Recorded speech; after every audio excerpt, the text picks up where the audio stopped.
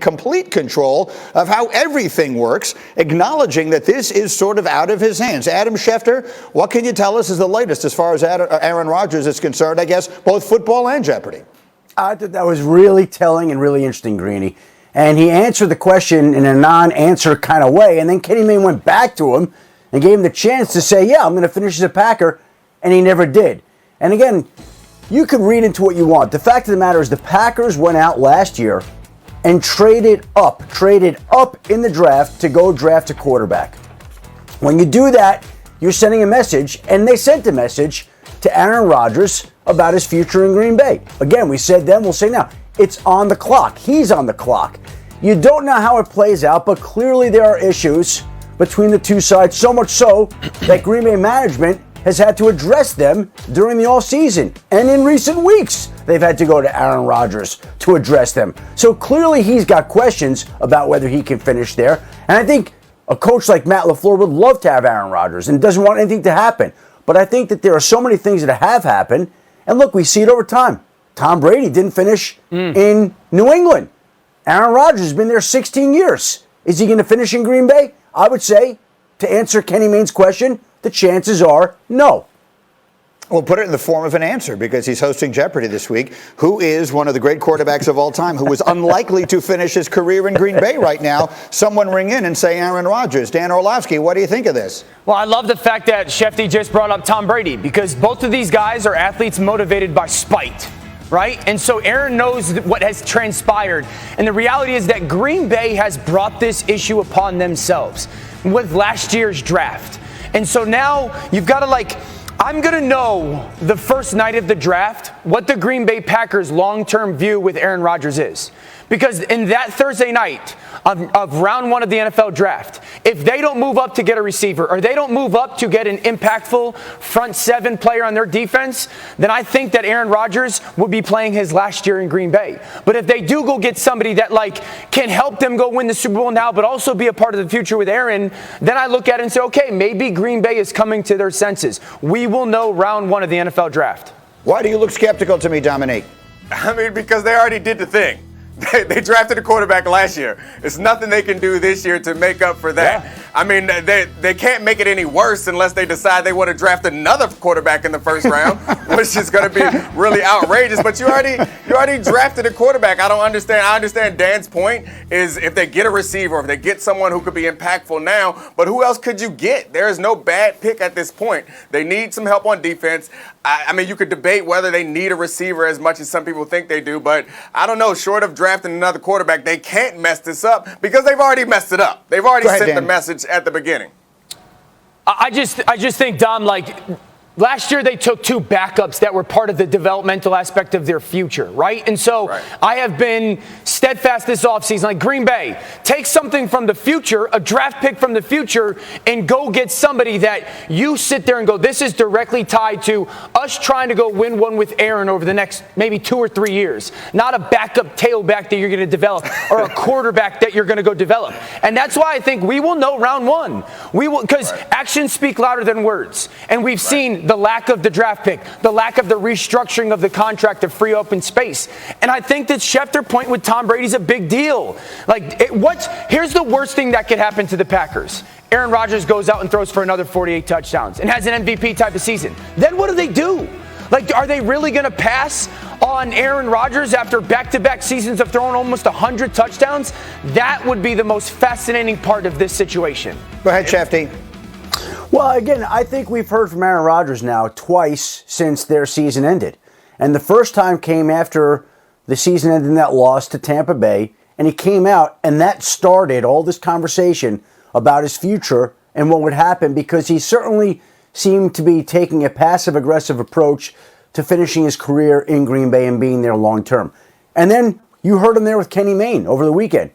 And it didn't sound to me like anything had changed. It sounded like the same issues that were there in January still are there. The same questions that were there in January still are there. And the same doubts about him being in Green Bay long term that were there then still are there now.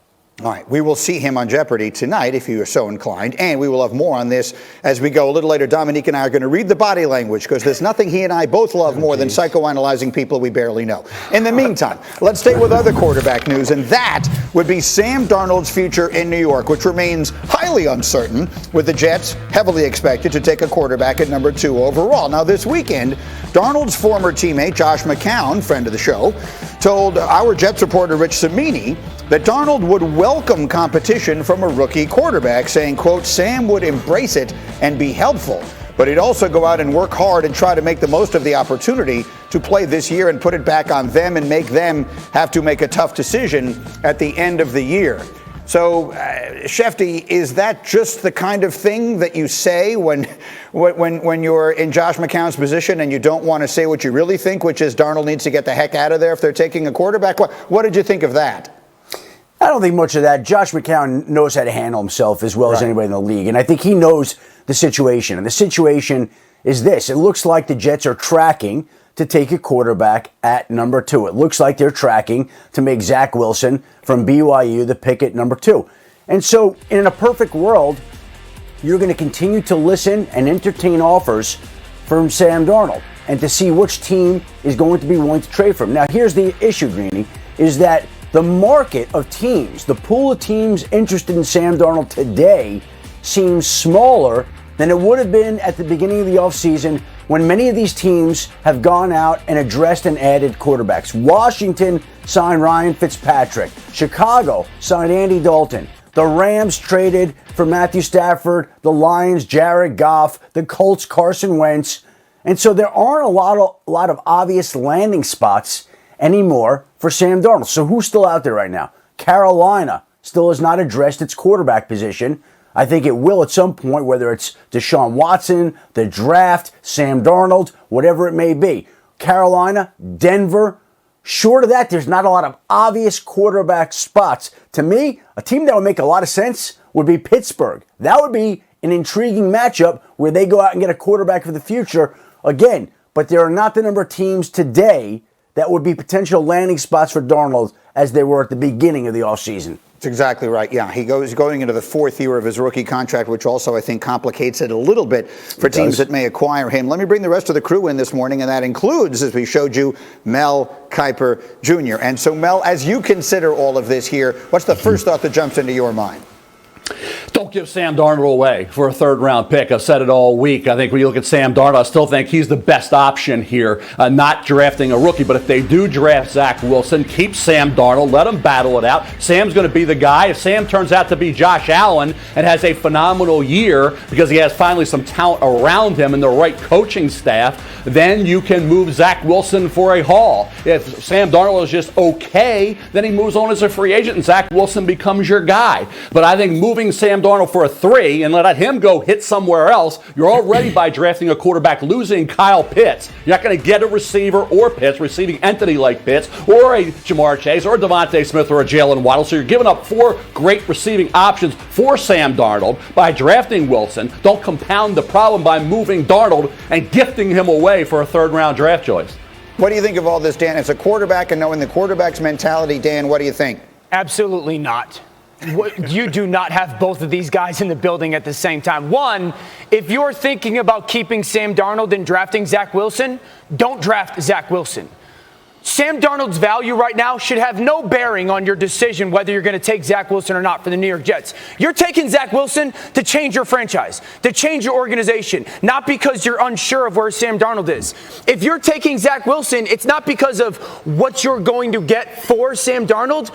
You're taking Zach Wilson because of what you're going to get from Zach Wilson, okay?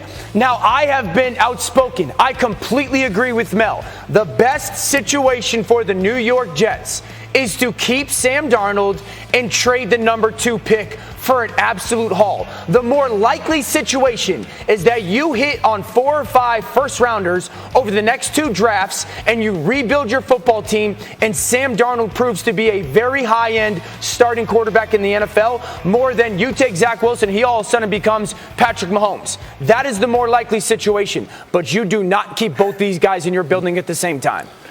Go ahead. I want to let Mel. I was just so entertained by Mel's. Dominique, I think you and I both want to hear what Mel has to say to that. Go ahead, Mel. Couldn't disagree more with Dan on that. When you had Troy Aikman and Steve Walsh, they were there together with Dallas, Dan, and they ended up trading Steve Walsh, the Cowboys did, for a pretty good amount of picks coming back from the New Orleans Saints. You think